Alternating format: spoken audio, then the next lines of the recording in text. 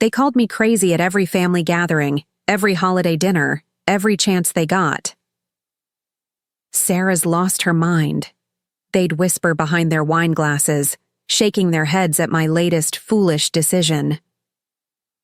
The property I'd bought, 200 acres of seemingly worthless desert land in Nevada, had become the family joke, the cautionary tale they'd tell their children about throwing money away. But as I stood on that windswept plateau at dawn, watching the sunrise paint the mountains, in shades of gold and crimson, I knew something they didn't. This wasn't just barren wasteland. This was my future, my vindication. And soon enough, it would be their reckoning. Before we jump back in, tell us where you're tuning in from. And if this story touches you, make sure you're subscribed. Because tomorrow, I've saved something extra special for you. The mockery had started 18 months ago at my brother David's birthday party. I just closed on the Nevada property, 200 acres for what seemed like a steal at $50,000.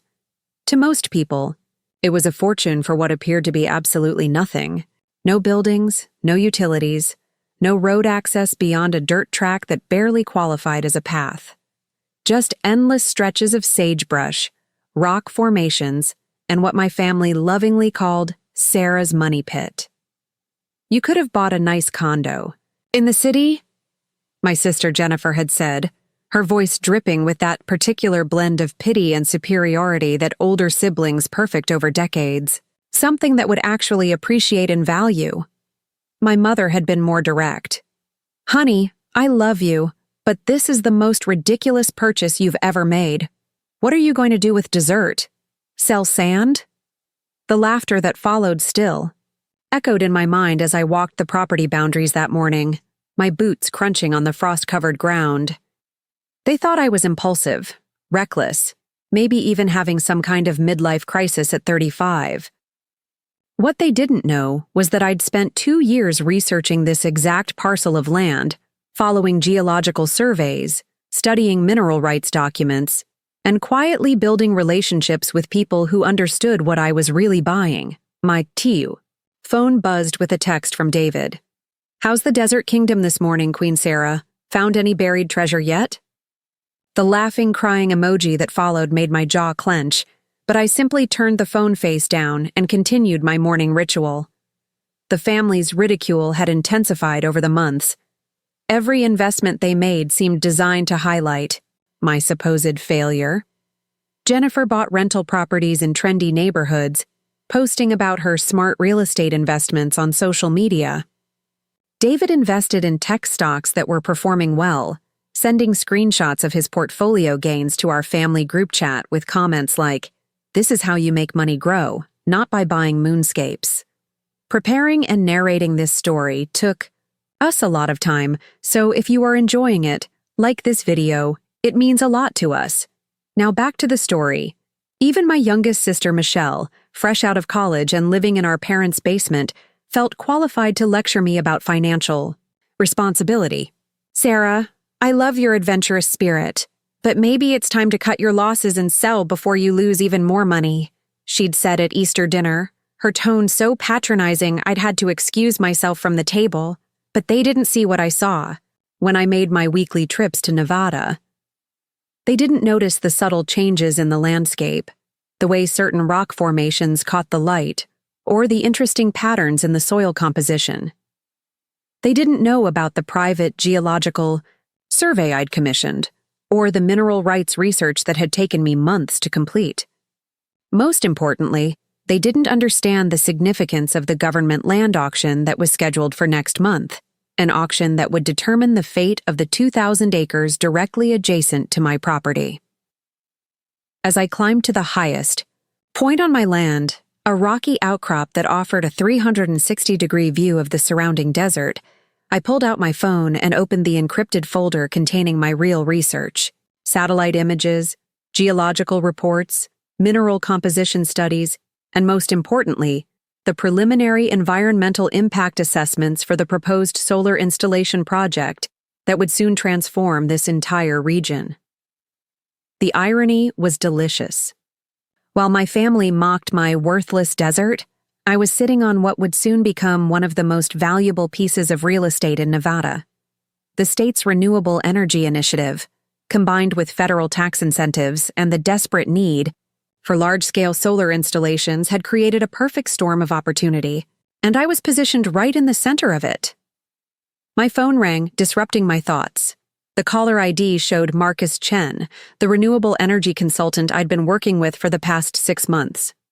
Marcus was one of the few people who understood the true potential of my investment, and our conversations were always conducted with the utmost discretion. "Sarah, good morning." Marcus's voice carried an excitement that immediately got my attention. "I have some interesting news about the government land auction next month." I settled onto a flat rock, pulling my jacket tighter against the morning chill. "What kind of interesting?" "The kind that makes your property extremely valuable," he replied. 3 major solar development companies have filed preliminary bids for the adjacent land. The lowest bid is $2,000 per acre. I did the quick math in my head.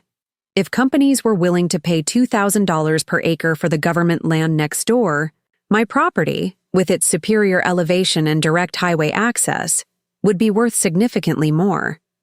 Potentially 10 times what I'd paid for it. "There's more," Marcus continued. "One of the bidding companies reached out to me yesterday. They're looking to acquire private land in the area to create a larger, more efficient installation footprint. They specifically mentioned the elevated plateau where your property is located." My heart raced, but I kept my voice steady. "What kind of numbers are we talking about?"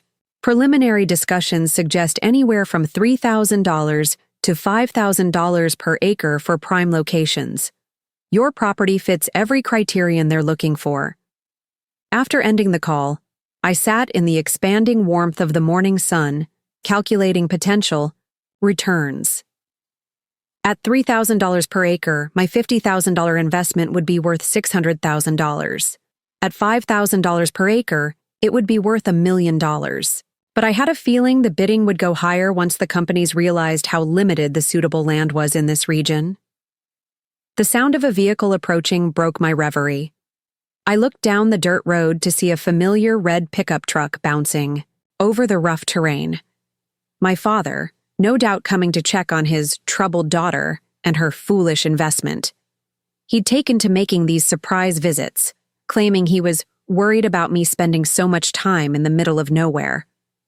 Climbed down from the rocks and walked toward the truck as Dad parked and got out, shaking his head at the desolate landscape around us. "Morning, sweetheart," he said, giving me a hug that was equal parts affection and concern. "Still communing with the lizards and cacti?" "Something like that," I replied, smiling despite the familiar pang of frustration. "What brings you out here? So early?" Dad looked around at the empty landscape, his expression a mixture of bewilderment and worry. "Your mother's concerned about you, Sarah. We all are.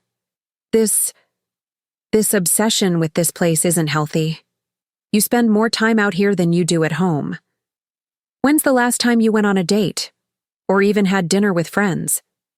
The concern in his voice was genuine, which made it harder to dismiss than my siblings' outright mockery. My parents truly believed I was having some kind of breakdown, that buying this property was a symptom of deeper problems rather than a calculated investment strategy.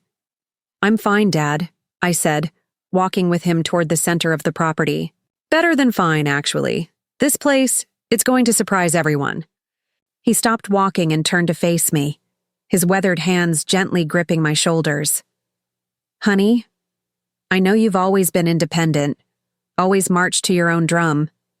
But this time, I think you've let your heart overrule your head. There's nothing here, Sarah. Nothing but dirt and rocks and endless empty space. If only he knew what I knew. If only he could see what I saw when I looked at this land. But the non-disclosure agreements I'd signed with Marcus and the preliminary geological surveys meant I couldn't share the real reason for my confidence. Not yet. "Trust me, Dad," I said, squeezing his arm. "I know what I'm doing." He sighed, looking out over the barren landscape with the expression of a man watching his daughter make what he was certain was a terrible mistake. I hope so, sweetheart. I really hope so.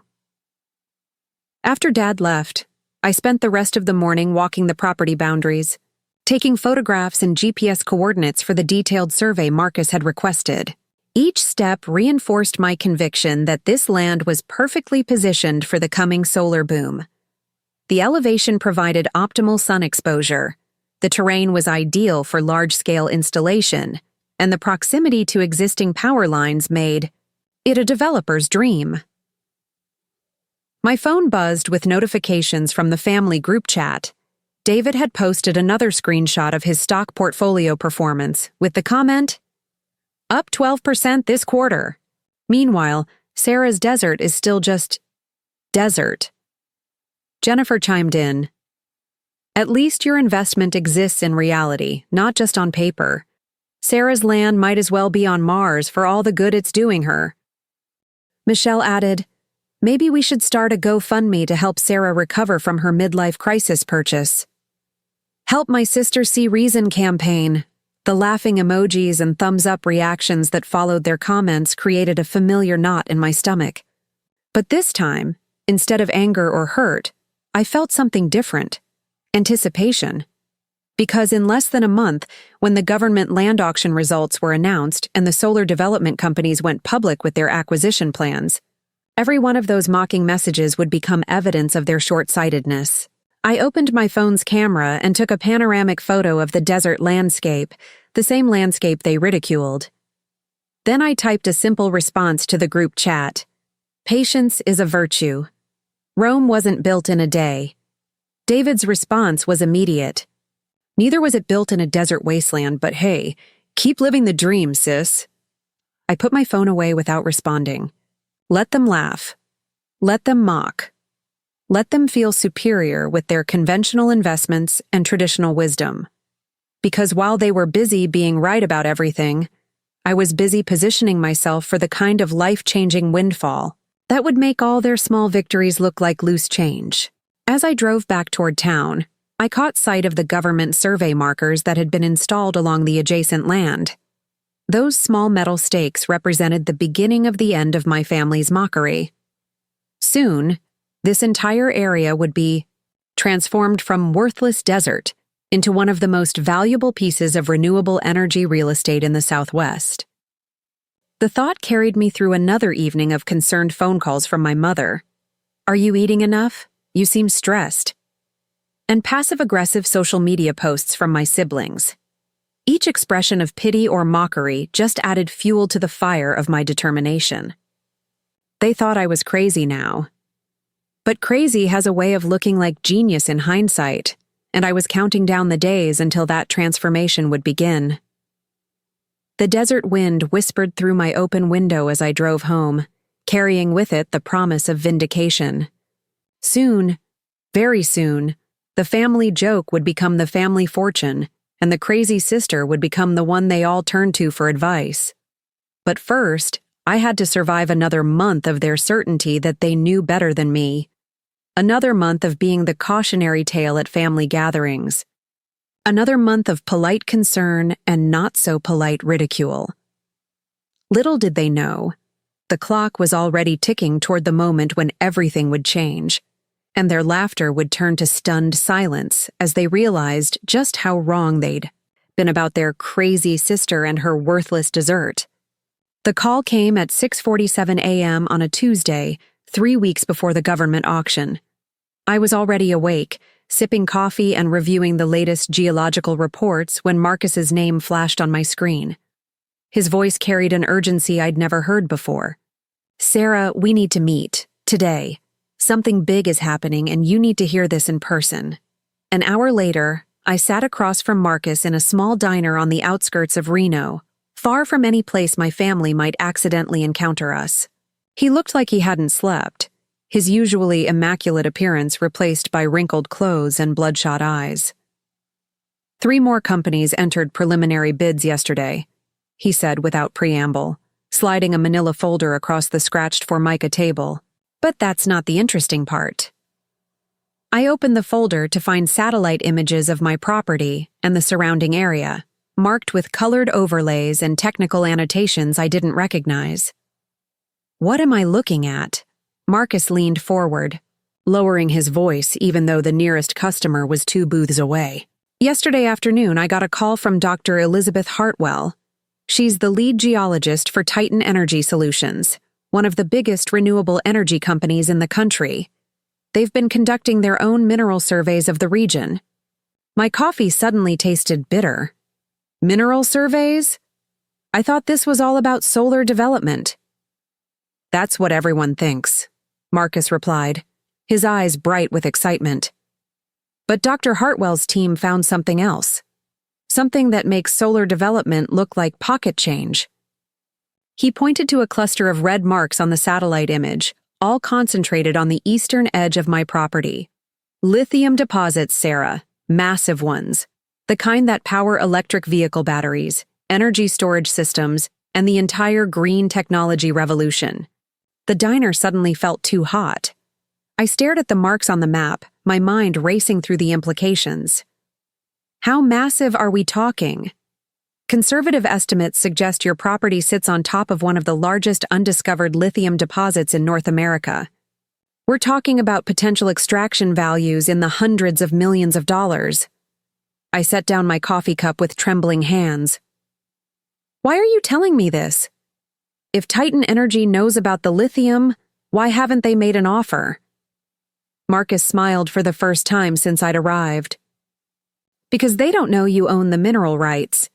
Most people who buy desert land don't think to secure subsurface rights separately. But you did, didn't you? I had. It was one of those details my real estate attorney had mentioned almost in passing during the closing. For an additional $5,000, I could purchase the mineral rights to the property separately from the surface rights. At the time, it seemed like an unnecessary expense for land that would only be used for solar development. But something about my attorney's tone suggested it was important, so I'd written the check. The mineral rights are separate from surface rights, I confirmed. I own both. Then you own the lithium, Marcus said simply. All of it. The magnitude of what he was telling me began to sink in. While my family mocked my desert wasteland, I was potentially sitting on one of the most valuable mineral deposits in the country. The solar development that had seemed like such a windfall was nothing compared to this. There's more, Marcus continued, pulling out his phone. Dr. Hartwell wants to meet with you. Unofficially, of course. She can't make direct contact because Titan Energy doesn't know she's shared this information with me. But she's willing to provide you with detailed geological data in exchange for consideration when you're ready to negotiate extraction rights. I studied Marcus's face, trying to read the subtext of what he wasn't saying. What kind of consideration? Partnership, joint venture, shared development rights. The details would depend on what you want to do with the property. But Sarah, you need to understand, once this information becomes public, you'll have every major energy company in the world knocking on your door. The thought both thrilled and terrified me. How long do we have before this goes public? Dr. Hartwell thinks maybe 6 months before Titan Energy completes their full regional survey and files their development proposals. But other companies are conducting their own surveys. Someone else might discover the deposits independently.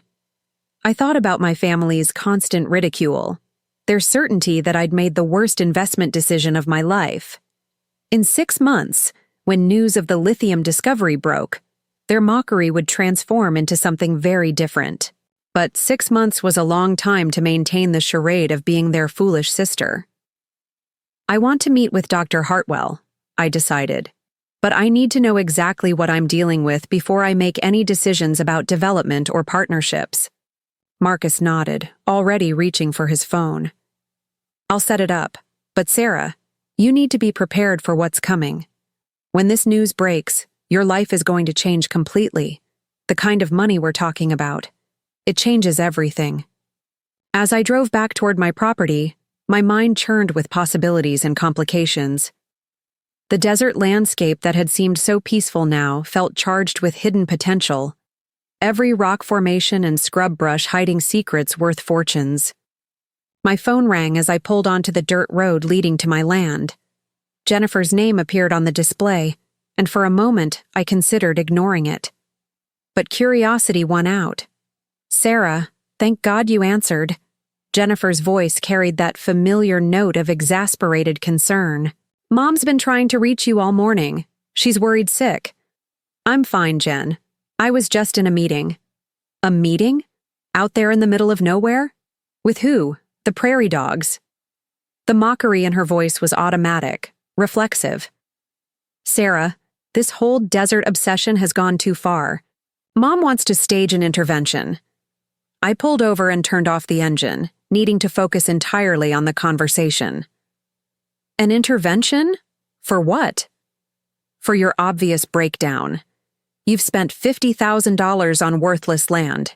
You disappear for days, at a time to commune with rocks and cacti, and now you're having mysterious meetings in the desert. We're all concerned about your mental health." The irony was so perfect it almost made me laugh. While they were planning an intervention to save me from my supposed breakdown, I was sitting on a mineral deposit worth hundreds of millions of dollars. "I appreciate the concern," I said carefully, "but I'm not having a breakdown. I'm making investments." "Investments?" Jennifer's voice rose with incredulity. "Sarah, you bought empty desert. There's nothing there. No water, no electricity, no buildings, no anything. How is that an investment?"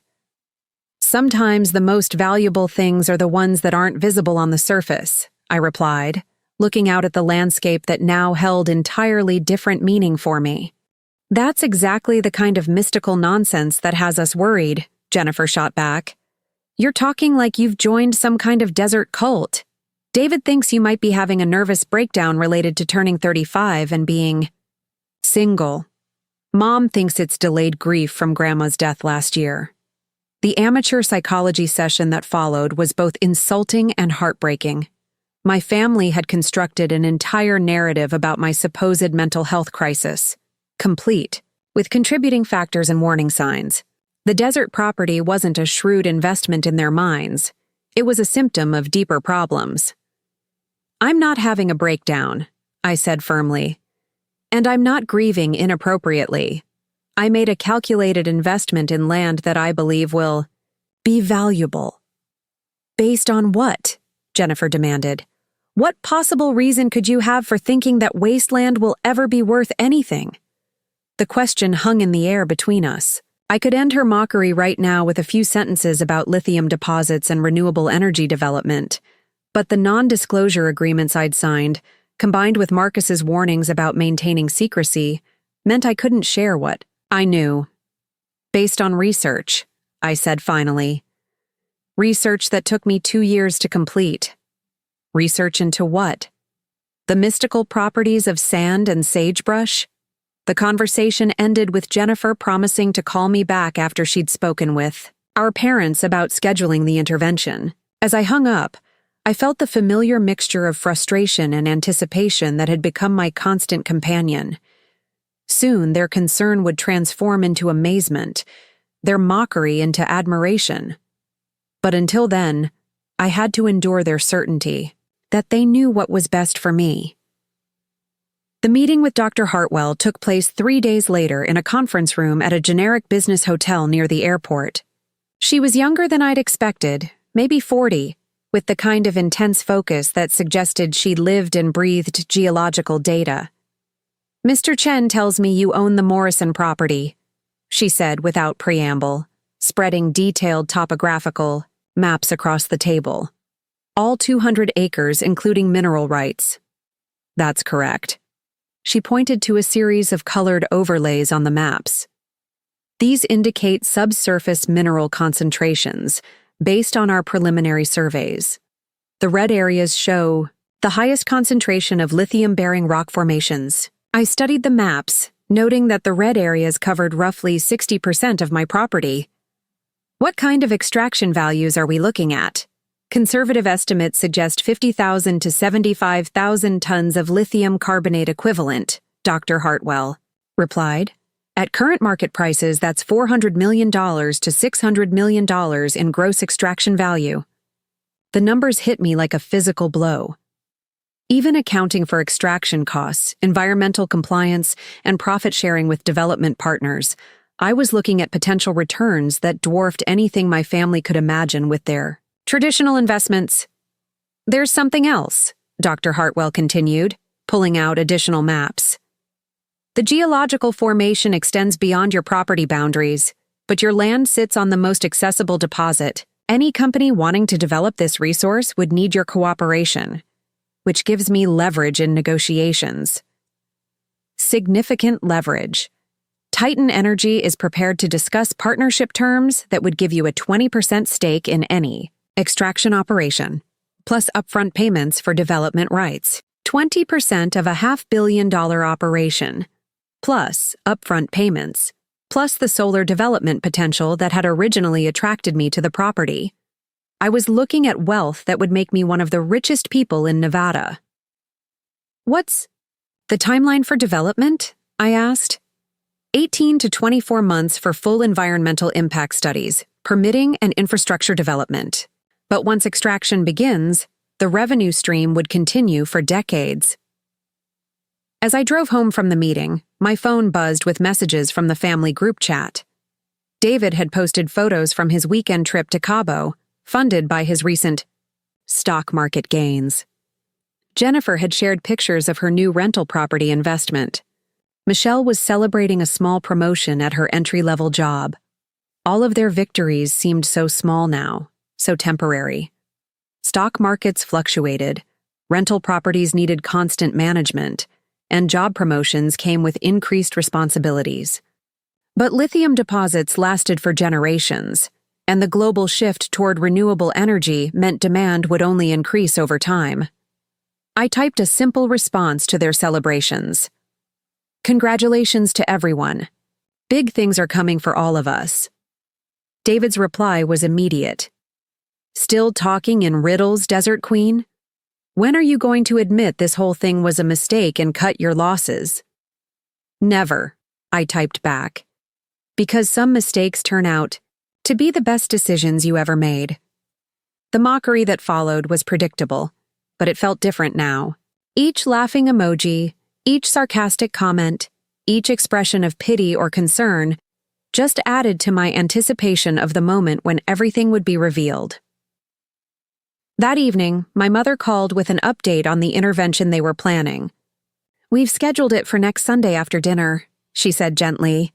"Just the family, sitting down together to talk about our concerns and how we can help you get back on track." "Mom, I don't need an intervention," I said, standing on my property watching the sunset paint the mountains in shades of gold and purple. "I need you to trust that I know what I'm doing. Honey, we love you, but love sometimes means stepping in when someone we care about is making destructive choices. This obsession with that land, it's not healthy. You've isolated yourself, you've made a financially devastating purchase, and you're showing signs of what Dr. Martinez calls reality dissociation."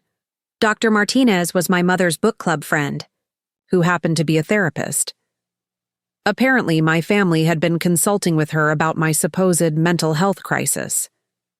"What if I told you that my investment is about to pay off in ways you can't imagine?" I asked.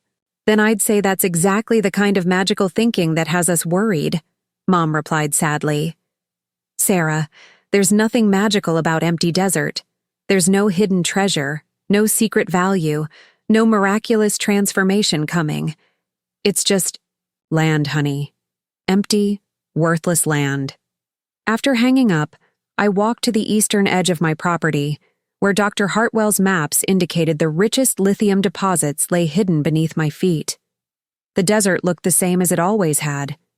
Endless, stretches of scrub brush and rocky outcroppings under a vast sky. But now I knew the truth about what lay beneath the surface. Soon, my family would know too. Soon, their intervention would transform into celebration, their mockery into amazement, their pity into envy.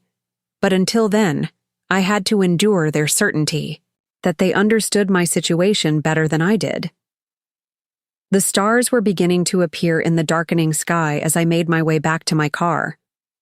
In less than 3 weeks, the government land auction would take place, triggering a series of events that would eventually lead to the discovery of the lithium deposits becoming public knowledge.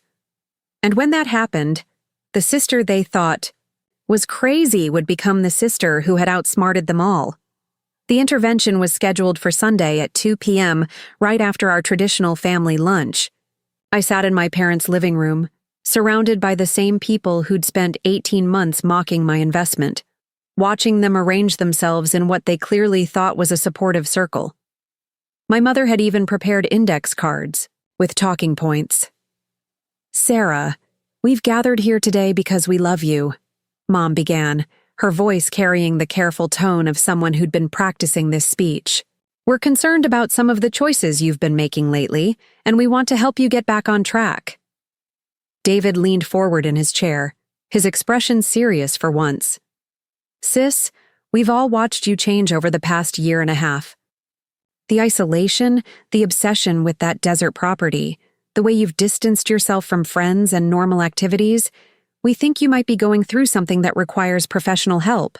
Jennifer nodded supportively. "We've been talking to Dr. Martinez about the warning signs of what she calls investment delusion disorder. It's when people become so attached to a bad financial decision that they can't accept reality." I almost laughed at the made-up diagnosis, but the earnest concern on their faces reminded me that they genuinely believed they were helping. "And what does Dr. Martinez suggest as treatment for this alleged disorder?" "Selling the property," Michelle chimed in. "Cutting your losses and moving on. She says the first step is acknowledging that you made a mistake." My father, who'd been quiet until now, spoke up. "We're not trying to embarrass you, sweetheart. We've all made bad investments. The key is learning when to walk away." The irony was so perfect, it was almost painful. While they sat there trying to convince me to abandon what would soon be revealed as one of the most valuable pieces of real estate in the country, I was counting down the days until vindication. "What if I told you I have inside information about the property's value?" I asked, testing the waters.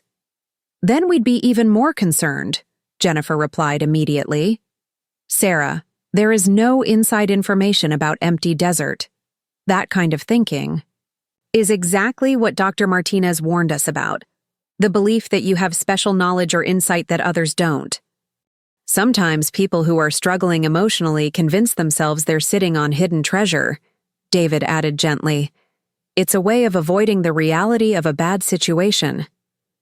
The conversation continued for another hour, with each family member taking turns expressing their concerns and offering their solutions. Sell the property, see a therapist, get back into dating, find a new hobby, maybe take a vacation somewhere tropical to clear my head. All delivered with the best of intentions and the absolute certainty that they understood my situation better than I did. "We've even found a potential buyer," Mom said finally, pulling out a folded piece of paper.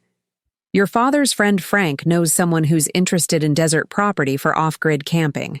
He's willing to pay $35,000, which would let you recover most of your investment." I stared at the paper, calculating quickly.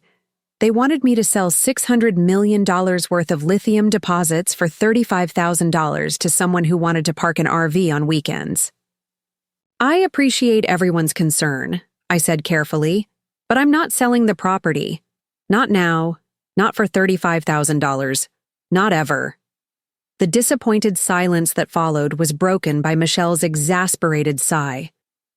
"Sarah, this is exactly what Dr. Martinez said would happen. The delusion becomes so strong that the person can't accept help, even when it's offered by people who love them." "What would it take to convince you that we're right?" David asked. "What evidence would you need to see that this property is never going to be valuable?" I considered the question seriously. In 10 days, the government land auction would take place. Within weeks after that, the solar development announcements would begin. Within months, the lithium discovery would become public. Every piece of evidence they thought supported their case would crumble. "Give me 6 months," I said finally. "If the property hasn't increased in value by then, I'll consider selling." 6 more months of throwing good money after bad, Jennifer muttered. 6 more months of obsessing over worthless desert, Michelle added. But my parents, perhaps sensing that pushing too hard might drive me away entirely, agreed to the timeline. 6 months, Dad said. But if nothing changes by then, you have to promise to seriously consider our advice. Deal, I replied, knowing that in 6 months, they'd be the ones asking for my advice. The following Tuesday brought news that changed everything ahead of schedule. Marcus called while I was reviewing Dr. Hartwell's latest geological reports, his voice tight with excitement and urgency. Sarah, you need to get to your property immediately. Something's happening that's going to accelerate our timeline. What? Kind of something? The kind that involves helicopters, survey crews, and very expensive equipment. Titan Energy jumped the gun. They're conducting preliminary site surveys on the government land adjacent to your property. I was in my car within minutes, racing toward Nevada with Marcus's warnings echoing in my mind. If Titan Energy was moving ahead with surveys before the auction, it meant they were confident about winning the bid. More importantly, it meant the secret about the mineral deposits might not stay secret much longer. I arrived at my property to find exactly what Marcus had described.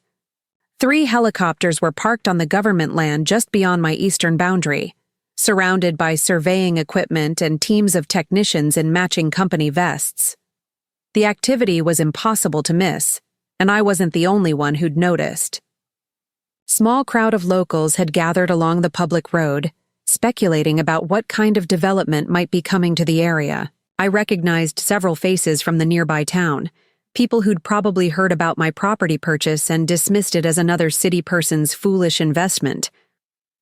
Looks like someone's about to turn this wasteland into something useful, commented an older man I'd seen at the local gas station. About time this area had some development. I stayed in my car, watching the survey crews work while trying to process the implications. If Titan Energy was conducting pre-auction surveys, they must have inside information about winning the government land bid. That would trigger the solar development announcements, which would drive up property values throughout the region. But more importantly, it would lead to the discovery of the lithium deposits becoming public knowledge much sooner than the 6-month timeline Dr. Hartwell had projected. My phone rang. Jennifer's name on the display made my stomach clench. Sarah, are you at that desert property of yours?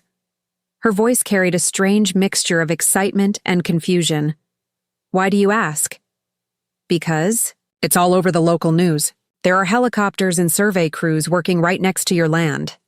The reporter is saying it might be related to some kind of major development project. I could hear voices in the background, probably my family gathered around a television. What exactly is the news saying? That several major energy companies are investigating the area for potential renewable energy projects. Solar installations, wind farms, maybe even some kind of mining operation. Sarah, they're talking about billions of dollars in development. The satisfaction that rushed through me was almost overwhelming. After 18 months of mockery, the vindication was beginning. Interesting, I said, keeping my voice neutral. Interesting? Sarah, this is huge. If they're planning major development right next to your property, that means your land could actually be valuable. Really valuable. I could hear David's voice. In the background, "Are you talking to Sarah? Put her on speaker." "Sarah, can you hear me?" David's voice came through clearly now. "What do you know about this development? Have any companies contacted you about buying your land?" The temptation to reveal everything was almost irresistible. To tell them about the lithium deposits, the preliminary offers, the potential partnership deals worth hundreds of millions. But something held me back. Maybe the memory of their certainty that I was delusional. Maybe the desire to let the full revelation unfold naturally. "I know what I've always known," I replied, "that this land has potential." Potential? Michelle's voice joined the conversation. "Sarah, if what the news is saying is true, you might have made the investment of a lifetime. We might have been wrong." The word hung in the air like a confession. wrong. After 18 months of interventions and mockery and amateur psychological diagnoses, they were beginning to consider that they might have been wrong. "Mom wants to talk to you," Jennifer said. And suddenly my mother's voice was on the line. "Honey, I'm watching the news coverage and I have to ask, did you know about this development when you bought the property?" It was a fair question, and one I could answer honestly. I knew the area had potential for renewable energy development. That's why I spent 2 years researching before making the purchase. The silence that followed was profound. I could practically hear them recalculating every conversation we'd had about the property, every intervention they'd attempted, every piece of advice they'd offered. "Sarah," Dad's voice came through, heavy with something that might have been respect. "Are we talking about the kind of development that could make your property worth a lot more than you paid for it?" "We'll have to wait and see what happens with the government land auction," I replied. "But yes, there's potential for significant appreciation." After ending the call, I sat in my car watching the survey crews work, savoring the first taste of vindication. But this was just the beginning. The helicopter surveys were preliminary reconnaissance.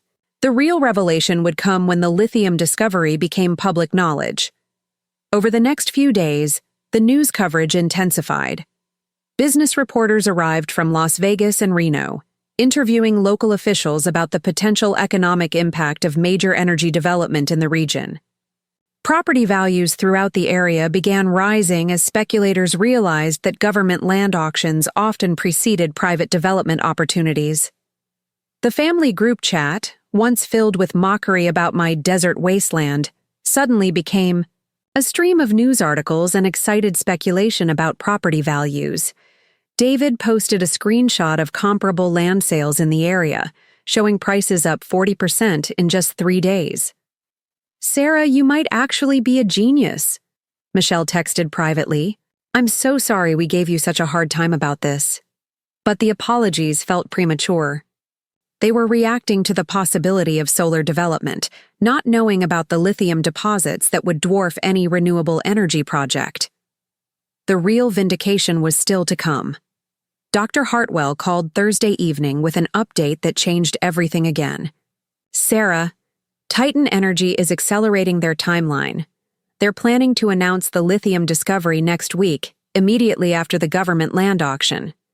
They want to secure development rights before other companies realize what's at stake." Next week?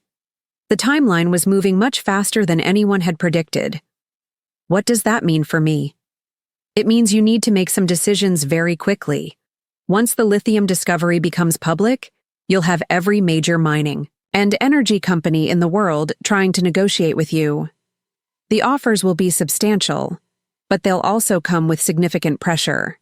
I thought about my family's intervention just days earlier, their certainty that I was delusional, their gentle but firm insistence that I needed professional help. In less than a week, those same people would be watching news reports about one of the largest lithium discoveries in North American history, located directly beneath the property they'd begged me to sell for $35,000. How substantial are we talking about? Titan Energy is prepared to offer $50 million upfront for exclusive development rights, plus a 25% stake in extraction operations. But Sarah, that's just their opening offer.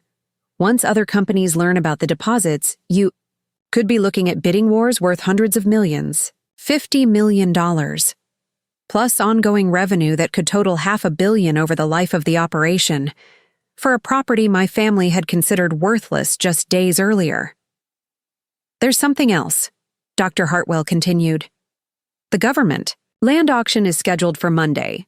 Titan Energy expects to win with a bid of $15,000 per acre. But your property, with its superior access and mineral concentration, would be worth significantly more." I did the math quickly. If the government land was worth $15,000 per acre for solar development alone, my property with its lithium deposits could be worth $50,000 to $100,000 per acre or more. As I hung up the phone, I realized that everything was about to change. Not just my financial situation, but my relationship with my family, my place in their hierarchy, and their understanding of who I really was. The sister they'd tried to save from her own delusions was about to become one of the wealthiest women in Nevada. The irony was perfect, and the vindication was about to be complete. But first, I had to survive one more weekend of being their troubled sister before everything changed forever. Monday morning arrived with the weight of inevitability. The government land auction was scheduled for 10 a.m. at the county courthouse, and I positioned myself in the back row of the public gallery, watching as representatives from 7 major energy companies prepared to bid on the 2,000 acres adjacent to my property. Marcus sat beside me, his laptop open to track the bidding in real time. "Titan Energy's lead negotiator is the woman in the navy suit," he whispered, nodding toward the front row. "The man next to her is from SolarMax Industries. The others represent smaller renewable energy companies." What the other bidders didn't know, what only Titan Energy knew, was that they weren't just bidding on land suitable for solar development. They were bidding on access to one of the largest lithium deposits in North America. The auctioneer's voice filled the courthouse as bidding began at the minimum of $1,000 per acre. Within minutes, the price had climbed to $5,000 per acre as companies competed for what they believed was prime solar development real estate. Current bid is $8,000 per acre from SolarMax Industries, the auctioneer announced. "Do I hear $8,500? The Titan Energy representative raised her paddle. $12,000 per acre. A murmur ran through the gallery. The jump from $8,000 to $12,000 was aggressive, suggesting Titan Energy knew something the other bidders didn't. Which, of course they did. $12,000 going once, the auctioneer called. The other companies exchanged glances, clearly trying to decide if solar development could justify such a high price. $12,000 going twice? $13,000? The SolarMax representative's voice cracked slightly with the strain of the bid. Titan Energy didn't hesitate. $20,000 per acre. The silence that followed was deafening. At $20,000 per acre, the total bid was $40 million for 2,000 acres of desert land. Even for prime solar development, it was an astronomical price. $20,000 going once. Going twice. Sold to Titan Energy Solutions for $20,000 per acre. The gavel's bang echoed through the courthouse like a gunshot. Titan Energy had just paid $40 million for the government land, and everyone in the room knew they wouldn't have bid that high unless they had inside information about the property's true value. My phone buzzed with a text from Dr. Hartwell. Step 1 complete. Press conference at 2 p.m. Are you ready for step 2? I replied with a simple yes, though my heart was racing. In 4 hours, the lithium discovery would become public knowledge, and my life would change forever. The drive back to my property felt surreal.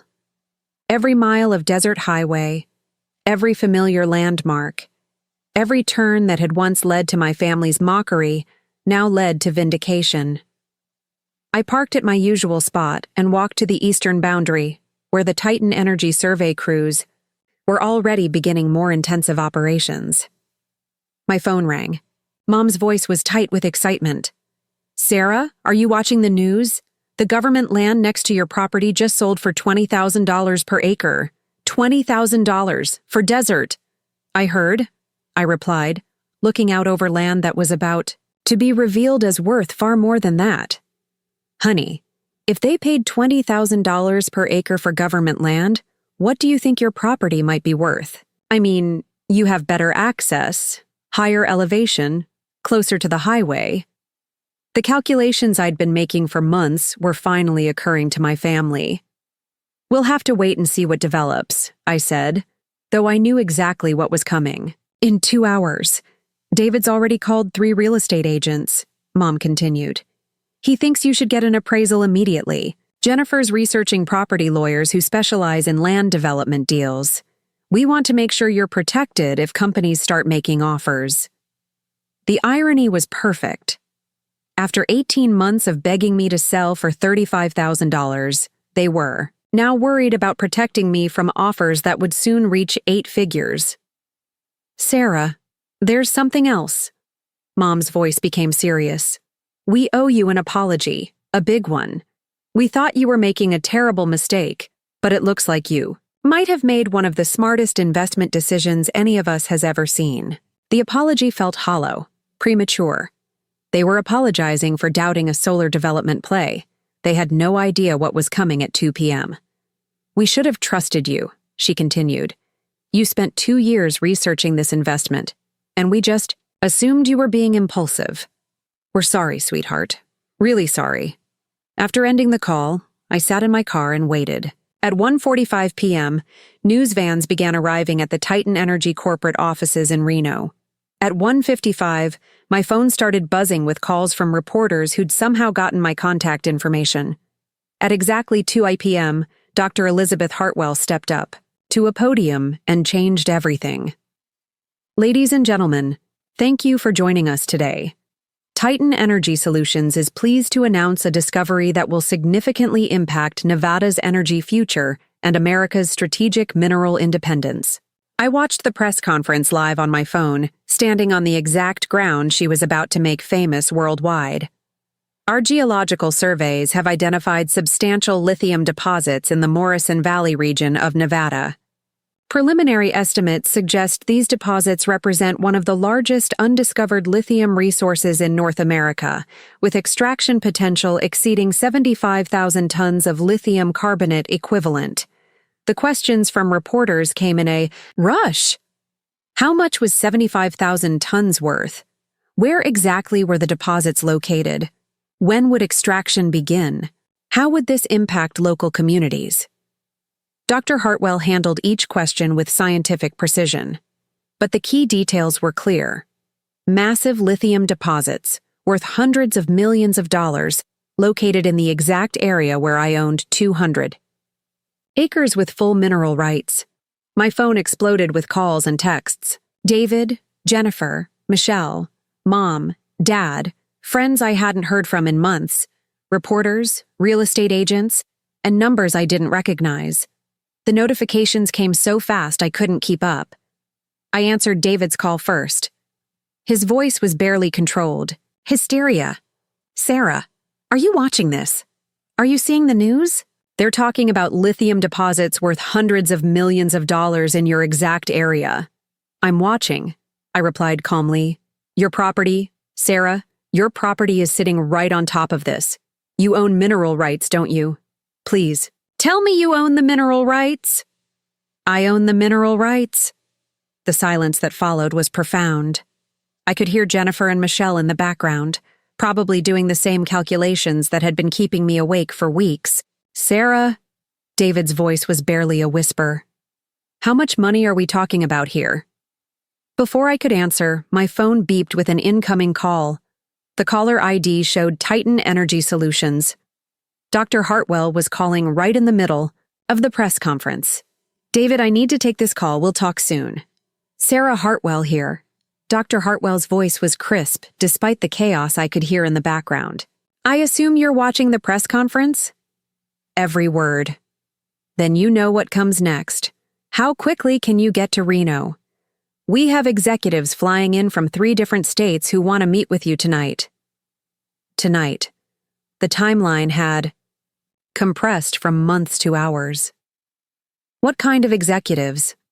The kind who make 9-figure decisions. Sarah, your phone is about to become unusable with the number of calls you're going to receive. I strongly recommend you hire legal representation immediately and let them handle all contact requests. She was right. Even as we spoke, my phone was buzzing with new calls every few seconds. Can you recommend someone? Margaret Torres. She's the best mineral rights attorney on the West Coast. I'll text you her number. Sarah, whatever you do, don't agree to anything until you have proper representation. The offers you're about to receive will be life-changing, but they'll also be incredibly complex. After hanging up, I sat in the sudden silence of the desert, watching dust settle around my car while my phone continued its electronic seizure of calls and texts. In the space of a single press conference, I had gone from being my family's cautionary Tale to potentially one of the wealthiest women in Nevada. The drive back to town was surreal. Every radio station was covering the lithium discovery, with reporters speculating about the economic impact on the region. My property was being discussed on national news as the key private holding that could determine the success of the entire extraction operation. I pulled into a gas station to fill up and overheard two men discussing the news. "Can you imagine being that lucky?" one said. "Some random person owns 200 acres right in the middle of the biggest mineral discovery in decades. Probably bought it for nothing, too," the other replied. "Desert land's been worthless for years. Now they're gonna be richer than God. If only they knew that the lucky person was standing 10 feet away, and that luck had nothing to do with it." Margaret Torres agreed to meet me at her Reno office at 7 p.m. Her reputation preceded her: Harvard Law, 30 years of mineral rights experience, and a client list that included major mining corporations and sovereign wealth funds. "Ms. Morrison," she said as I entered her conference room, "I've been following the news coverage of the lithium discovery. From what I understand, you own 200 acres with mineral rights in the Morrison Valley?" "That's correct." She spread out detailed geological maps and legal documents across the conference table. "I've taken the liberty of reviewing the public records for your property. Your mineral rights purchase was extremely prescient. Most people don't think to secure subsurface rights separately. I had good legal advice during the purchase. You're going to need even better legal advice now. Based on preliminary estimates from the Titan Energy press conference, your property potentially contains 20,000 to 30,000 tons of lithium carbonate equivalent. At current market prices, that's $160 million to $240 million in gross extraction value. The numbers still felt unreal, even after weeks of preparation. What kind of offers should I expect? Complex ones.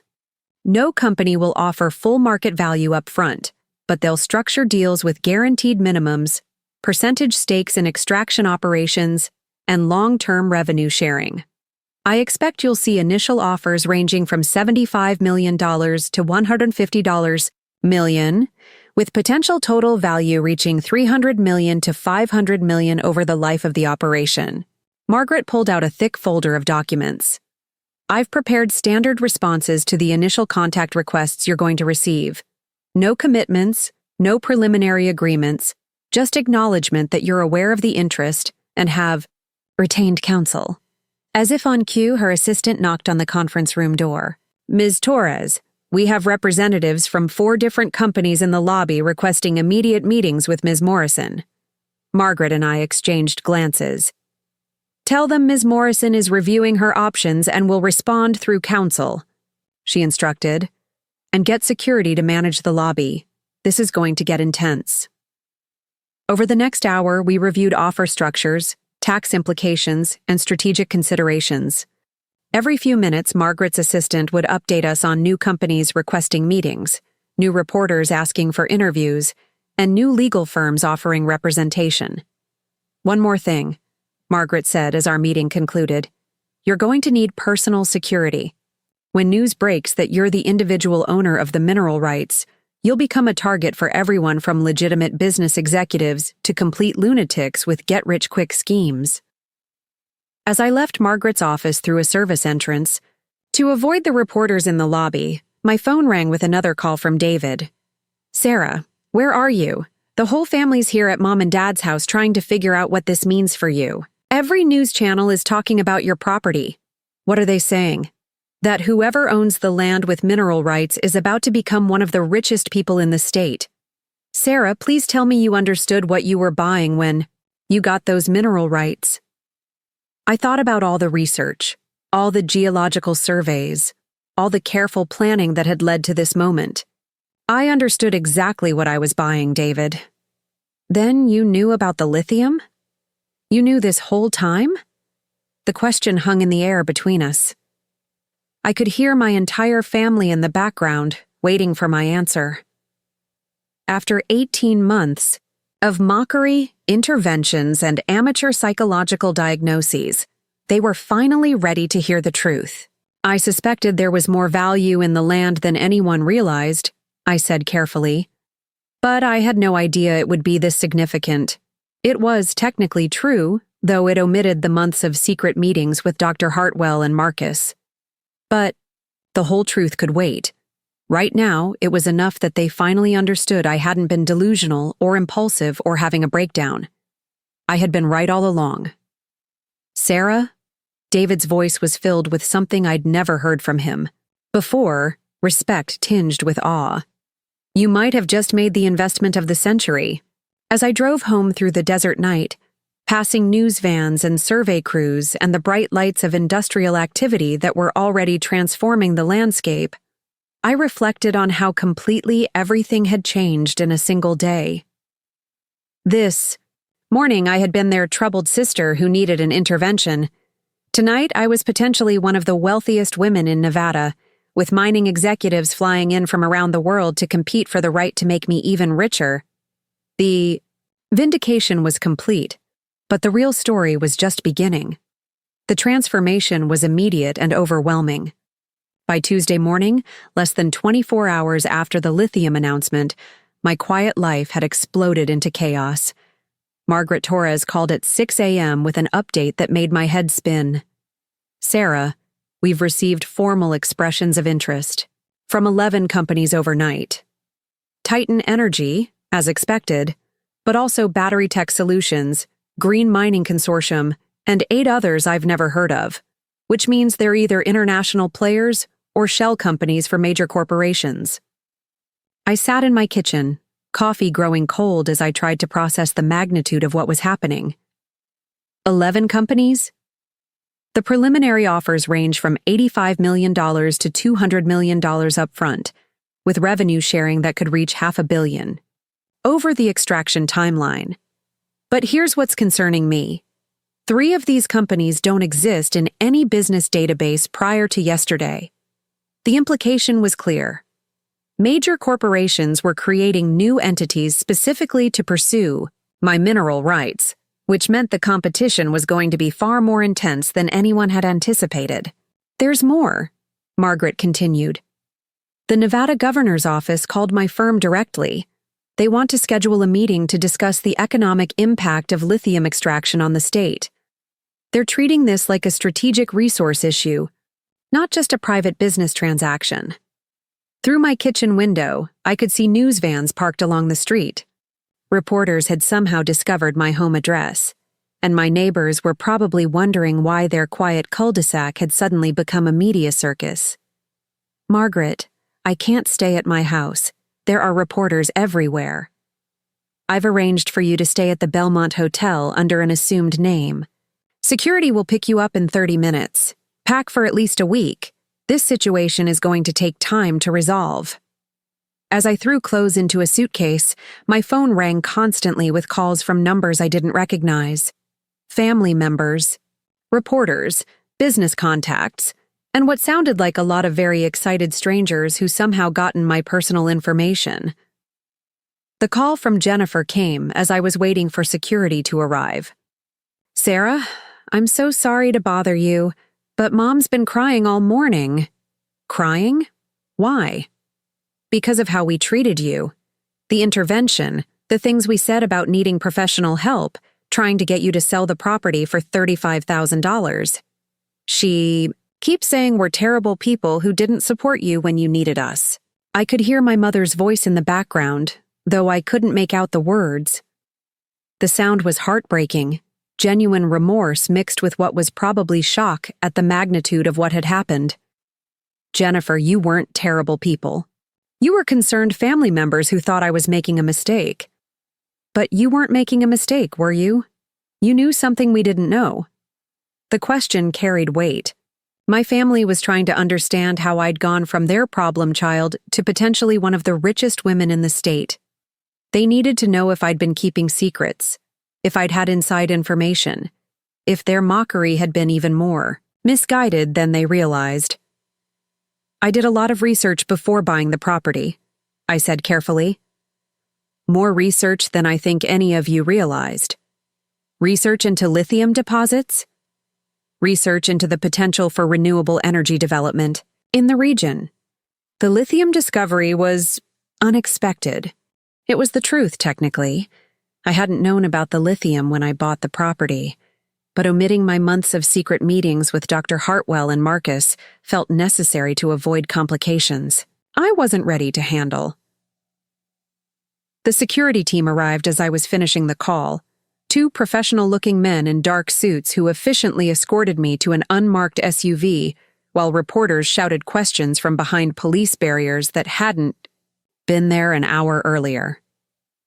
The Belmont Hotel suite was luxurious and anonymous, with floor-to-ceiling windows overlooking Reno and a conference table where Margaret had set up what looked like a war room of documents and laptops.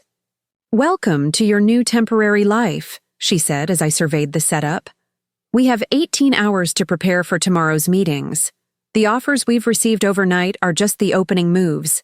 The real negotiations start tomorrow." She spread out a chart showing the 11 companies, their preliminary offers, and what her research had revealed about their backgrounds and financial capabilities. Titan Energy is offering $120 million upfront plus 25% of extraction profits, she began. They have the advantage of already owning the adjacent government land, which makes their extraction plan the most straightforward. Battery Tech Solutions is offering $200 million upfront, but only 15% of extraction profits. They're betting on higher lithium prices in the future, so they want to lock in a lower percentage for you. Green Mining Consortium is offering the most creative deal, $85 million upfront, 30% of profits, plus equity stakes in 3 related battery manufacturing companies they're developing. The numbers were staggering, but Margaret's expression was serious. "Sarah, I need you to understand something. These preliminary offers are designed to create urgency and pressure you into quick decisions. The real value of your mineral rights could be significantly higher than any of these initial bids." "How much higher?" "If lithium prices continue rising as projected, and if your deposits prove to be as rich as the surveys suggest, we could be looking at total value exceeding $750 million over the life of extraction operations. $750 million. The number was so large it felt abstract, meaningless. 18 months ago, my family had been worried about my $50,000 investment. Now I was potentially looking at returns of 15,000%. "There's another factor we need to consider," Margaret continued. "The international implications. Lithium is considered a strategic resource for national security. The federal government may want to be involved in any extraction deal to ensure domestic control of the supply chain." My phone buzzed with another call from David. I'd been ignoring family calls all morning, but Margaret nodded for me to answer. "Sarah, thank God you picked up. Where are you?" "Mom and Dad are worried sick, and there are reporters calling everyone in the family asking about your background and investment history. I'm safe. I've hired security and legal representation to handle everything." "Security? Sarah? Just how big is this situation?" I looked at Margaret, who was monitoring news coverage on 3 different screens. Every major business network was covering the lithium discovery, with my property at the center of the story. "It's big, David. Bigger than any of us imagined. The reporters are saying you could become one of the richest people in Nevada. Is that possible?" The weight of the question hung between us. David was trying to understand how his sister, the one they'd staged an intervention for just days earlier, could potentially be worth more money than all of them combined. "It's possible," I admitted. "Sarah, we need to talk. The whole family. Not an intervention," he added quickly, "but a real conversation about what's happening and how we can support you through it." The offer was genuine, and for the first time in 18 months, I felt like my family was finally seeing me as an adult, capable of making my own decisions. "Let me get through the next few days of negotiations first," I said. "Then we'll talk." After ending the call, Margaret showed me the media coverage that was driving my family's concern. Every network was running stories about the Nevada lithium heiress, the desert millionaire, and the woman who struck it rich in the wasteland. They don't have your name yet, Margaret observed. But they will soon. Once that happens, your privacy disappears permanently. You need to decide how you want to handle public attention. The thought was terrifying. I'd spent my entire adult life as a private person, and now I was potentially facing the kind of media attention usually reserved for celebrities and politicians. What do other people in similar situations do? Varies widely.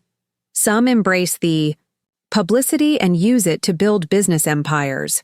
Others hire PR firms to manage their image. Some disappear entirely, change their names, move to private compounds, live behind walls of security and non-disclosure agreements. None of those options sounded appealing, but I was beginning to understand that my old life was over regardless of what I chose. A knock at the suite door interrupted our planning. Margaret's assistant entered with a stack of new documents and an expression that suggested more complications. "We've received 3 more formal offers in the last hour," she announced. One from a consortium of Chinese battery manufacturers, one from a German automotive company, and one from what appears to be a sovereign wealth fund from Norway. International interest. The situation was escalating beyond American business. Competition into global strategic resource acquisition. "There's also this," the assistant continued, handing Margaret a thick envelope marked "Confidential. Hand delivery only." Margaret opened it, and her expression immediately became grim. "It's from the Department of Energy. They're requesting a meeting to discuss matters of national strategic importance related to your mineral rights." The federal government was now involved. What had started as a family investment dispute was becoming an international strategic resource negotiation with implications for national security. My phone rang again. This time it was my mother. "Sweetheart, I know you're busy with lawyers and business meetings, but I need to tell you something." Her voice was thick with emotion. "Your father and I have been talking all morning about how we handled your property purchase. We were wrong, honey. Not just about the investment, but about how we treated you. Mom, you don't need to—" "Yes, I do need to say this. We thought we knew better than you did. We thought you were making emotional decisions instead of rational ones. But you weren't emotional at all, were you? You were doing research and making calculated investments while we were treating you like a child having a breakdown." The pain in her voice was genuine and heartbreaking. "I don't blame anyone for being concerned," I said softly. "But we should have trusted you. We should have asked you to explain your reasoning instead of assuming you didn't have any. We should have supported you instead of trying to fix you." Through the hotel suite windows, I could see news helicopters circling the area, probably looking for any sign of the mysterious property owner at the center of the biggest mining story in decades. "Mom, I love you all. What matters now is moving forward." "Is it true what they're saying on the news? That you could become one of the richest people in the state?" I looked at Margaret, who was reviewing federal regulations regarding strategic mineral resources. "It's possible. And you did this with just $50,000 and 2 years of research? And $5,000 for the mineral rights," I added. The silence that followed was profound. $55,000 total investment, potentially returning $750 million. It was the kind of return that made lottery winners look unlucky by comparison. "Sarah, honey, are you going to be okay? I mean, with all this attention and pressure and complexity?" It was a fair question. 24 hours ago, my biggest concern had been my family's opinion of my investment choices. Now I was negotiating with international corporations, consulting with federal agencies, and potentially making decisions that would affect national strategic resource policy. "I don't know, Mom, but I have good people helping me figure it out."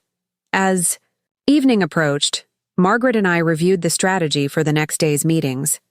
11 companies wanted to present formal offers. The Department of Energy wanted to discuss national security implications, and the Nevada Governor's Office wanted to talk about economic development impact. "Sarah, I need to prepare you for something." Margaret said as we concluded our planning session. Once these negotiations become public, and they will, your life changes permanently. The money is just the beginning. You'll have responsibilities, opportunities, and pressures that most people never experience. What kind of responsibilities? Economic, development decisions that affect entire communities, investment choices that could create or eliminate thousands of jobs, political pressure to use your wealth in ways that align with various agendas. The weight of what was coming settled over me like a heavy blanket. I'd wanted vindication from my family's mockery, but I was getting something much larger and more complex than I'd ever imagined. "Are you ready for that?" Margaret asked gently. I thought about my family's intervention just days earlier, their certainty that I needed professional help, their gentle but firm insistence that I was making destructive choices. Tomorrow, I would be making decisions that could affect entire industries and regional economies. "I have to be ready," I replied, "because whether I'm ready or not, it's happening." Outside the hotel suite windows, the lights of Reno sparkled in the desert night, and somewhere in that darkness lay the property that had transformed me from family joke to strategic resource owner in less than a week. Tomorrow would bring choices that would determine not just my financial future, but the future of lithium mining in America. The crazy sister was about to become one of the most important people in the state, and there was no going back. Wednesday morning brought a surprise that changed everything. Margaret burst into the hotel suite at 7 a.m., her usual composed demeanor, replaced by barely controlled excitement. "Sarah, we have a problem. A good problem, but a problem nonetheless." She spread out a new set of documents across the conference table. Tesla just entered the bidding. I nearly dropped my coffee. Tesla, as in Elon Musk's Tesla? They submitted an offer at 5 a.m. through their mineral acquisition subsidiary. $350 million up front, 35% of extraction profits, plus guaranteed purchase. Agreements for all lithium produced over the next 15 years at premium market rates. The numbers were staggering. Tesla's opening bid was nearly double the highest previous offer, and it came with built-in market guarantees that eliminated price risk entirely. "But here's the interesting part," Margaret continued, pulling out her laptop. "They didn't just submit a financial offer. They submitted a complete vertical integration proposal. Tesla wants to build the extraction facility, the processing plant, and a battery manufacturing facility all on site. They're talking about creating a completely self-contained lithium-to-battery production ecosystem." I stared at the satellite, images on her screen, showing detailed plans for what looked like a small industrial city centered around my property. How is that even possible? Your 200 acres would be the core, but they're proposing to lease additional land from surrounding private owners and coordinate with Titan Energy's government land development.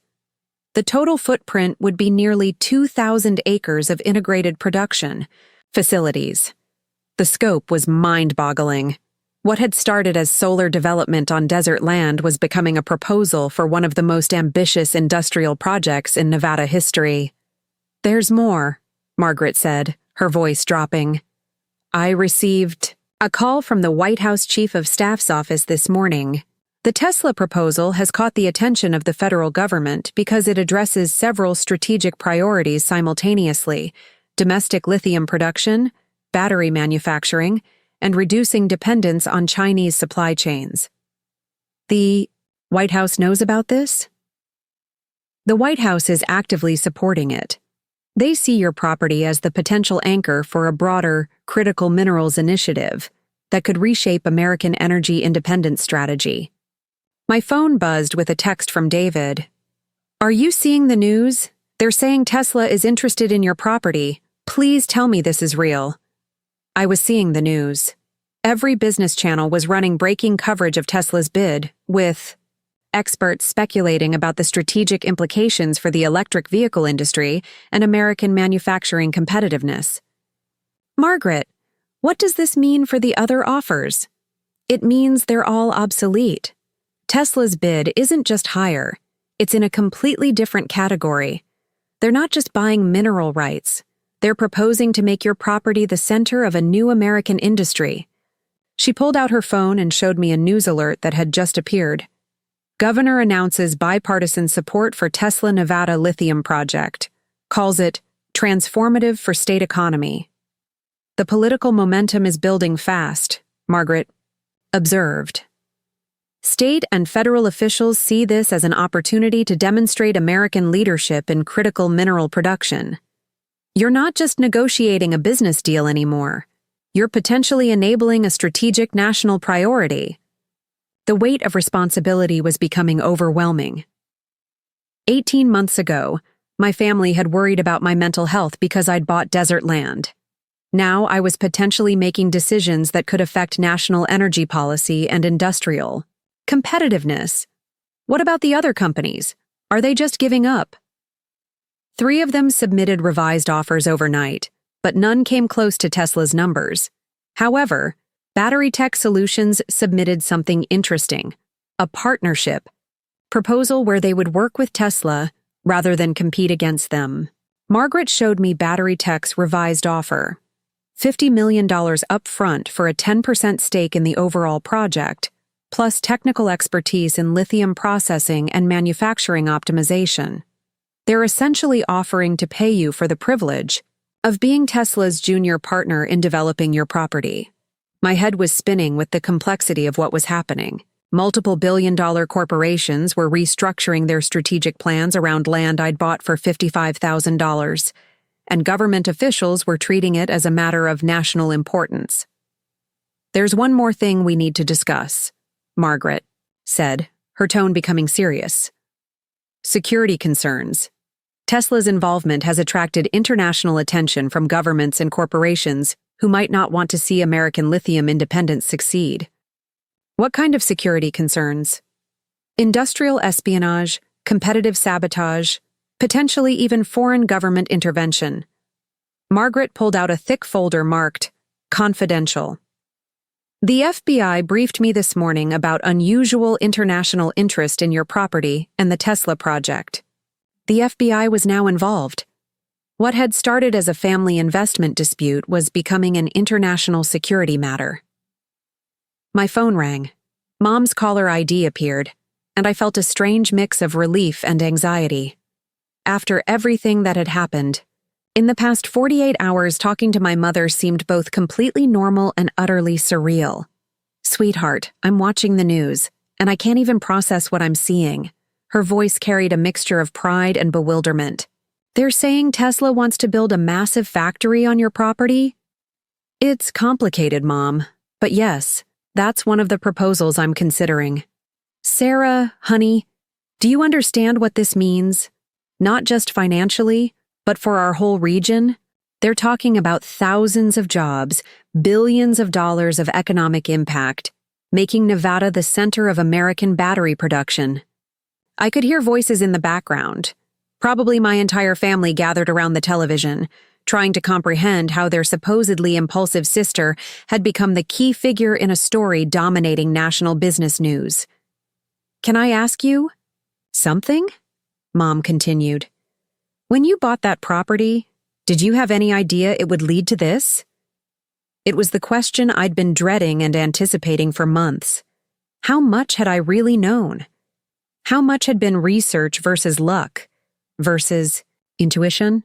I knew the area had potential for renewable energy development, I said carefully. I researched solar installation trends, government land use policies, and regional economic development plans. But I had no idea about the lithium deposits or the strategic importance it would have. But you spent 2 years researching before you bought it? Yes. And you bought mineral rights separately, even though it cost extra money? Yes. There was a long pause. I could almost hear my mother recalculating everything she thought she knew about my decision-making process and investment capabilities. Sarah, I think I'm beginning to understand that we never really understood what you were doing at all. The admission was both vindication and revelation. My family was finally recognizing that their assumptions about my investment approach had been completely wrong from the beginning. Jennifer wants to talk to you, Mom said. We all do. Not to give advice, she added quickly, but to apologize properly and to ask how we can support you through whatever comes next. Jennifer's voice came on the line, carrying a humility I'd never heard from her before. Sarah, I've been watching the news coverage all morning, and I keep thinking about the intervention we tried to stage, about how certain we were that you needed professional help. Jen, you don't need to— Yes, I do. Because I realize now that while we were worried about your judgment, you were making one of the most sophisticated investment decisions any of us had ever seen. We thought you were being impulsive, but you'd actually spent 2 years researching. We thought you were throwing money away, but you were securing mineral rights that are now worth hundreds of millions of dollars. The pain in her voice was genuine. Sarah, how did we get it so wrong? It was a fair question, and one I'd been thinking about throughout this entire experience. You got it wrong because I didn't explain my reasoning well enough, and because desert land looks worthless to anyone who doesn't understand what lies beneath the surface. But you understood what lay beneath the surface. I understood the potential for renewable energy development. The lithium discovery was unexpected good fortune. After ending the call, I sat quietly in the hotel suite, looking out at the city where news vans and satellite trucks were gathering outside the building where Tesla executives were preparing their formal presentation. Margaret returned from a series of phone calls with updates that made the situation even more complex. The Chinese consortium has withdrawn their offer, she announced. Apparently, they received guidance from their government that American strategic mineral resources are not appropriate targets for foreign investment. The German automotive company increased their bid to match Tesla's financial terms, but they can't match the political support or vertical integration advantages. And the Norwegian Sovereign Wealth Fund submitted a fascinating proposal. They want to provide financing for the Tesla project in exchange for long-term lithium supply agreements for European battery manufacturers. The Tesla presentation was scheduled for 2 p.m. in a conference room at the Reno Tahoe Airport, chosen for its security and privacy. As Margaret and I prepared for the meeting, she briefed me on what to expect.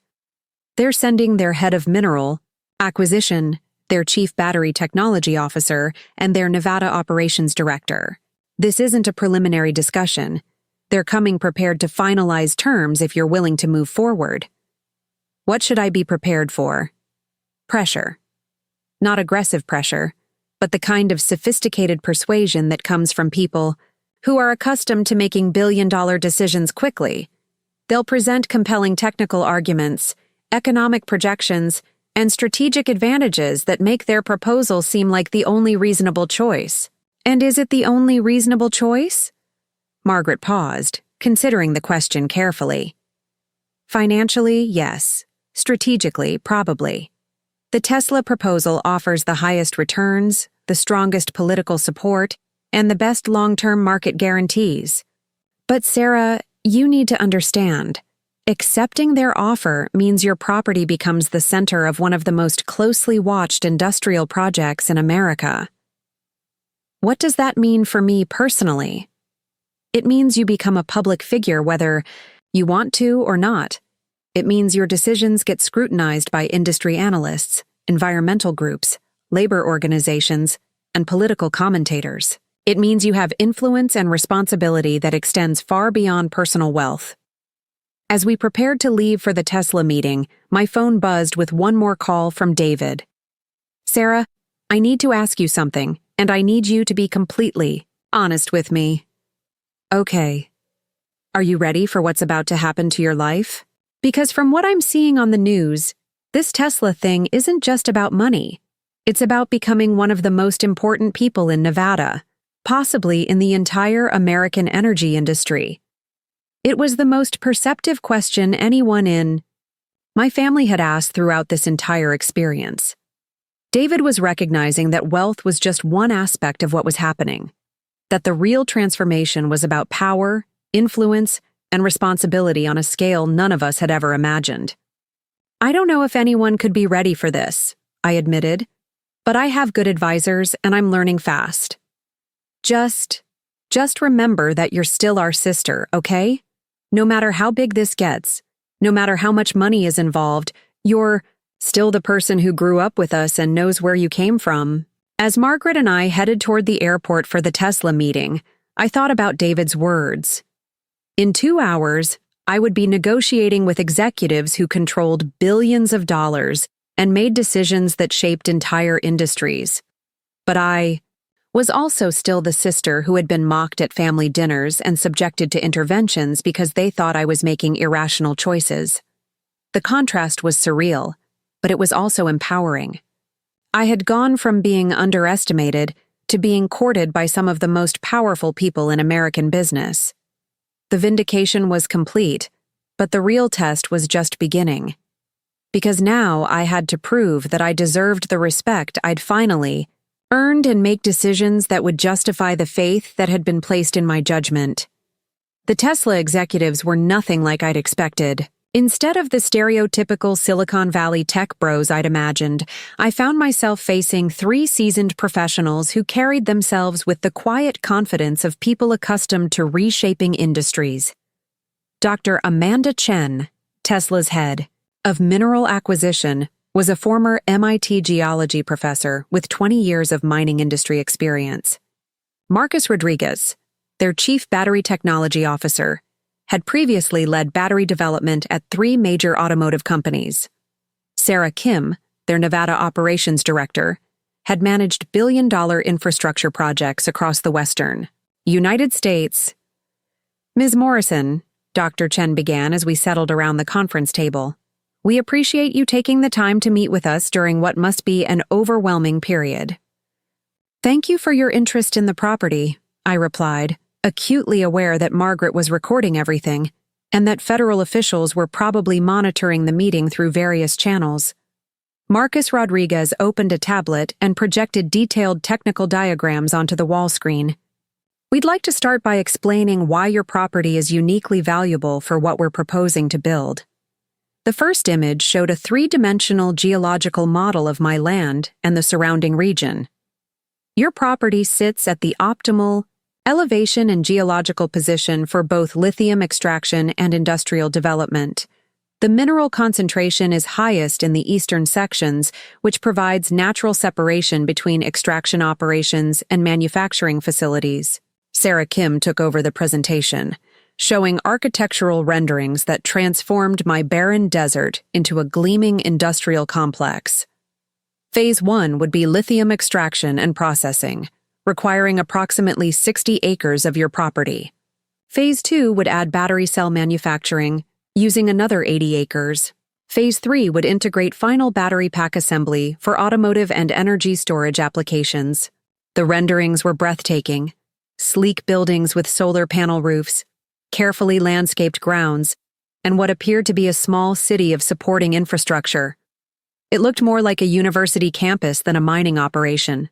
The total timeline from groundbreaking to full operations would be 36 months, Dr. Chen continued. "During construction, we estimate 8,000 temporary jobs. Once operational, the facility would provide 3,500 permanent positions with an average salary of $75,000 annually." Margaret was taking notes furiously, but I found myself focused on the broader implications. Tesla wasn't just proposing to mine lithium from my property. They were proposing to create an entirely new industrial center that would transform the entire region's economy. "What about environmental impact?"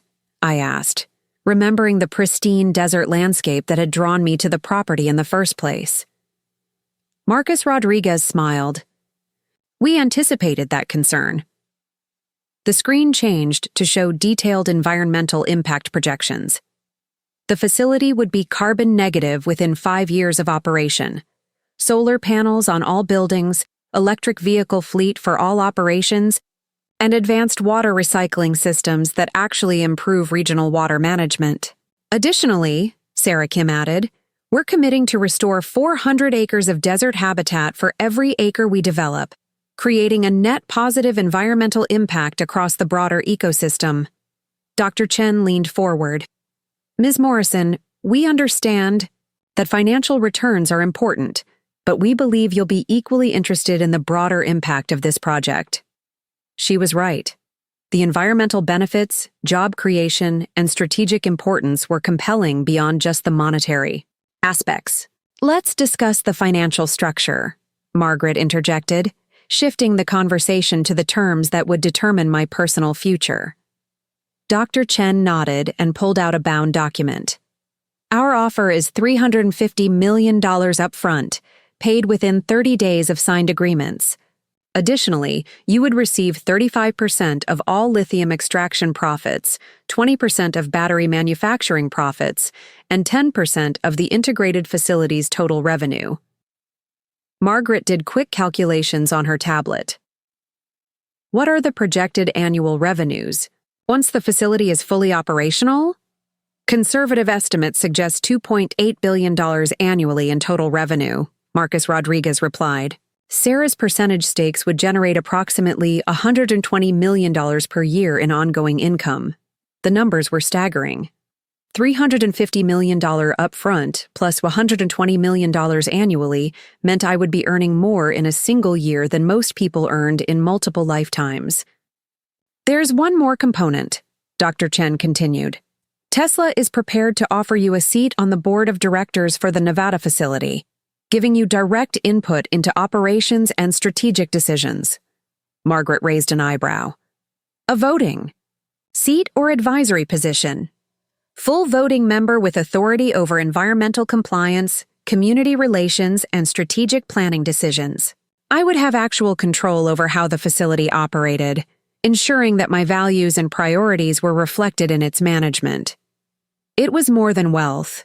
It was meaningful influence over an operation that would affect thousands of people and reshape an entire region. "We need to discuss timeline," Margaret said. "How quickly do you need a decision?" Sarah Kim consulted her tablet. "Federal approval processes require us to begin filing within 2 weeks to meet our targeted construction timeline. We would need signed agreements within 10 days. 10 days to make a decision that would determine the rest of my life and potentially affect national energy policy."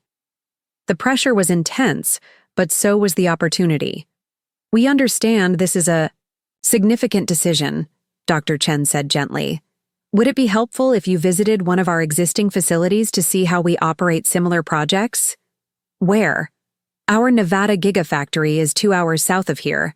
You could see firsthand how we manage large-scale operations, environmental compliance, and community integration." As the meeting concluded, Margaret and I were left with thick folders of technical specifications, financial projections, and legal documents. The Tesla offer was comprehensive and compelling, but the magnitude of the decision was overwhelming. "Sarah," Margaret said as we drove back to the hotel, "I need to be completely honest with you.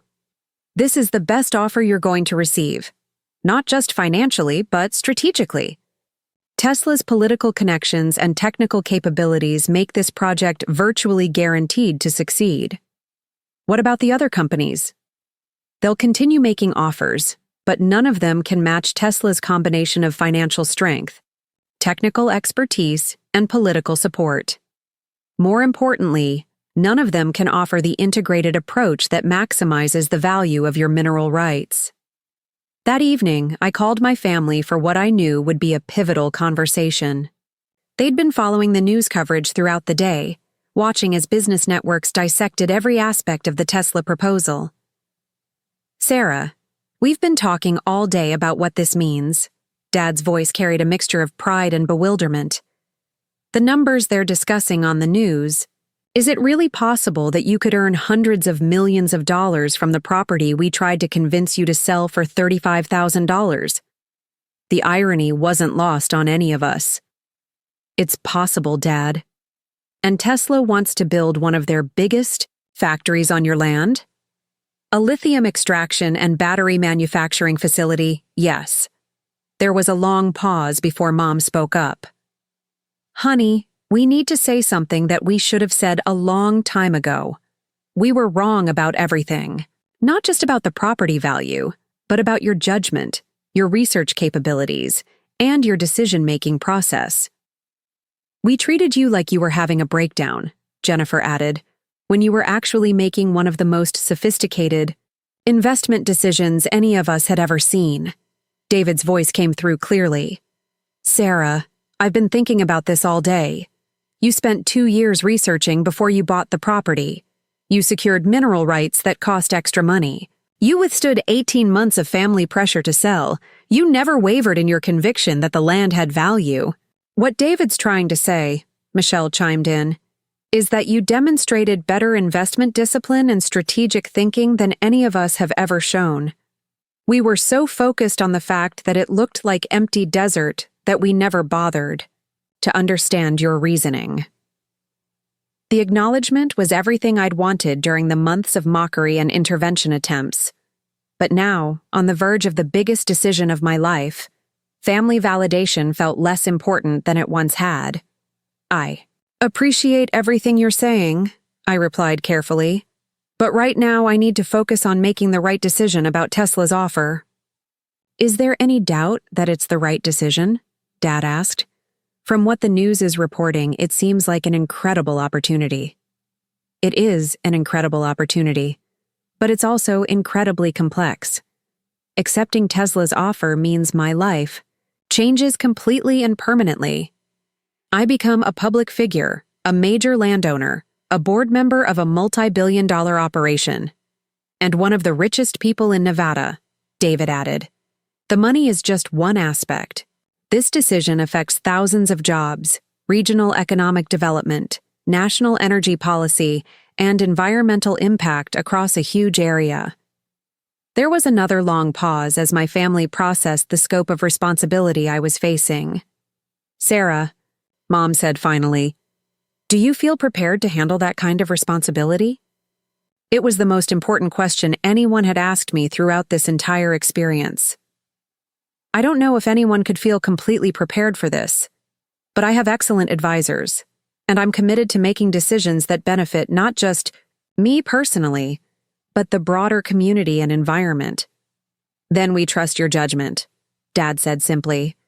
We should have trusted it 18 months ago, and we definitely trust it now. After ending the call, I stood at the hotel suite windows looking out over Reno, knowing that my decision would help determine whether this region became a center of American industrial innovation or remained a collection of small desert communities. Margaret returned from her evening calls with federal officials and competing companies. The Department of Energy formally endorsed Tesla's proposal this afternoon, she reported. They're calling it essential for American energy independence and manufacturing competitiveness. What about the other companies? Battery Tech withdrew their competing offer and submitted a revised proposal to become Tesla's junior partner. The German automotive company is requesting one final meeting to present a revised bid. Everyone else has essentially conceded that Tesla's offer is unbeatable.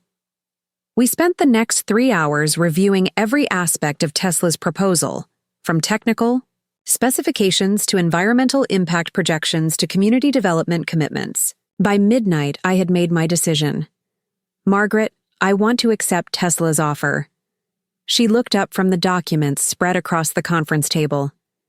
Are you certain? Once we sign these agreements, there's no going back. Your life changes permanently. I thought about the journey that had brought me to this moment.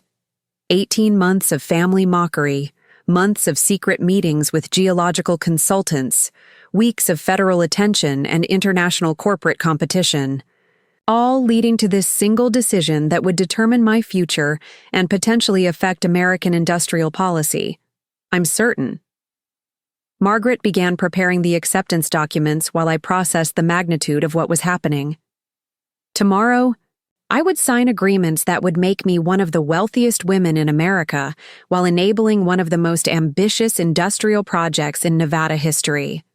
The sister my family had tried to save from her own poor judgment was about to become their most successful member and potentially one of the most influential people in the American energy industry. The vindication was complete, but the real adventure was just beginning. 6 months later, I stood on the newly constructed observation deck overlooking what was once my worthless desert, watching the sunrise illuminate the Tesla Nevada lithium complex. The facility stretched across the landscape like a gleaming city, its solar-paneled roofs catching the morning light while massive extraction equipment worked systematically through the mineral-rich earth. The transformation was breathtaking. Where there had once been nothing but sagebrush and rocky outcroppings, now stood one of the most advanced industrial facilities in America.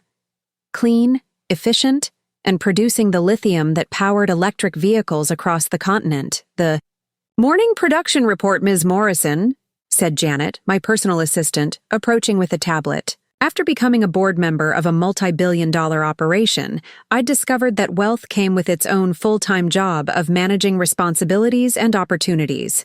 Extraction is running 12% ahead of projections this quarter, she continued. Your revenue sharing from operations this month will be approximately $9.8 million. $9.8 million in a single month. From land my family had begged me to sell for $35,000. The numbers still felt surreal, even after 6 months of receiving payments that dwarfed most people's lifetime earnings. My phone rang with the call I'd been expecting. David's voice carried excitement that had become familiar since the Tesla deal was announced. "Sarah, did you see the Wall Street Journal article this morning? They're calling the Nevada facility the most successful strategic mineral project in American history." "I saw it," I replied, walking along the deck that provided panoramic views of the operation, "and Forbes updated their estimates of your net worth. They're saying you're approaching billionaire status when they factor in the long-term value of your revenue-sharing agreements." Billionaire status. 18 months ago, my family had staged an intervention because they worried about my $50,000 investment. Now financial publications were speculating about when I would join the ranks of America's wealthiest individuals. "How does it feel?" David asked, his voice carrying genuine curiosity rather than the mockery that had once defined our conversations about the property. "Surreal," I admitted, "but also validating. Not because of the money, but because it proves that patient research and contrarian thinking can lead to extraordinary outcomes." That evening, I hosted a family dinner at my new home. A comfortable ranch house I'd built on a small portion of my original property that wasn't needed for industrial operations. The location provided privacy while keeping me connected to the land that had changed everything. Jennifer arrived with her husband and children, followed by David and his family, then Michelle with her new fiancé. My parents came last, carrying a bottle of champagne they'd been saving for what Dad called a truly special occasion. "Before we start dinner," Mom announced, "we want to make a toast." The family gathered in the living room, champagne glasses raised while Mom struggled to find words for what she wanted to say. 18 months ago, we thought Sarah needed our help to recover from a bad decision. Tonight we're celebrating one of the most successful investments in Nevada history, made by someone who demonstrated patience, research skills, and strategic thinking that none of us appreciated at the time. Dad took over. "Sarah, we're proud of your financial success, but we're more proud of how you've handled the responsibility that came with it. The jobs you've created, the environmental standards you've maintained, the community investments you've made. You've used your success to benefit others. Most importantly," Jennifer added, "you've been gracious about our mistakes. You could have reminded us constantly about how wrong we were, but instead you've focused on moving forward and building something positive." David raised his glass higher. To Sarah, who proved that sometimes the person everyone thinks is wrong is actually the only one who's right. The toast was everything I'd wanted during the months of mockery and intervention attempts, but receiving it felt different than I'd expected. The vindication was satisfying, but it paled in comparison to the genuine respect and healthy relationships that had emerged from the experience. "I want to say something too," I replied, setting down my glass. "This whole experience taught me that being right about an investment is less important than being right about values. The money is wonderful, but what matters most is that we're all here together, that we've learned to communicate better, and that we've built something that benefits our entire community. As we sat down for dinner, the conversation flowed naturally, between family updates, business developments, and shared memories. The dynamic had completely transformed from the tense gatherings where my investment decisions were treated as symptoms of mental instability. "Sarah," Michelle said as we finished the main course, "I've been thinking about something. Do you remember when we staged that intervention? When we were so certain you needed professional help?" "I remember," I replied, though the memory now felt like it belonged to someone else's life. "I keep wondering how we got it so wrong. Not just about the property value, but about your entire decision-making process." Jennifer nodded. "We assumed that because we couldn't understand your reasoning, no valid reasoning existed. We never considered that you might have information or insights we lacked. But the research you did was incredibly sophisticated," David added. "More sophisticated than any investment analysis any of us have ever done. How did we miss that?" It was a question I'd been reflecting on throughout the past 6 months. "You missed it because I didn't explain it well enough, and because you were looking at surface appearances rather than underlying analysis. But also," Mom said quietly, "because we had already decided you were making emotional decisions instead of rational ones. Once we made that assumption, we interpreted everything through that lens."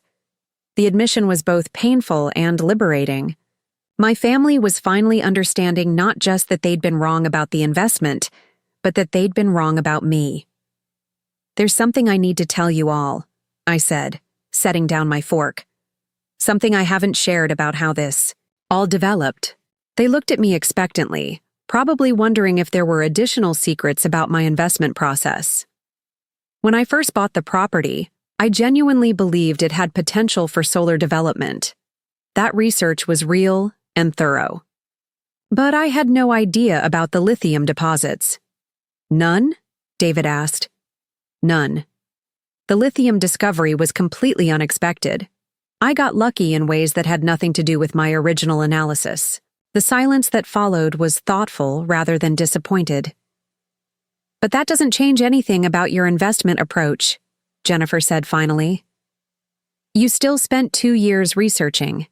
You still secured mineral rights when most people wouldn't have thought to do that.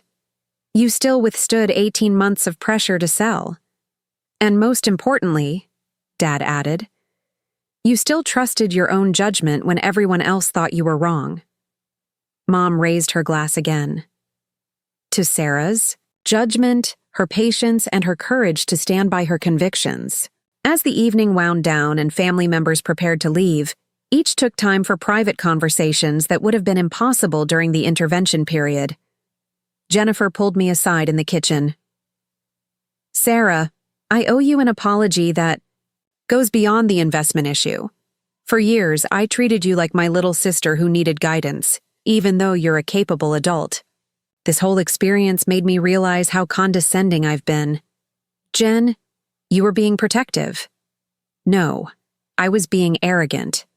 There's a difference between caring about someone and assuming you know better than they do about their own life." David's conversation was similar, but focused on sibling rivalry that had persisted into our 30s. "I think I was threatened by the possibility that you might be more successful than me," he admitted. "When you made an investment I didn't understand, it was easier to assume you were wrong than to consider that you might be smarter than I gave you credit for." Michelle's apology was the most emotional. "I was fresh out of college and living in Mom and Dad's basement, but I felt qualified to lecture you about financial responsibility. The arrogance is embarrassing now."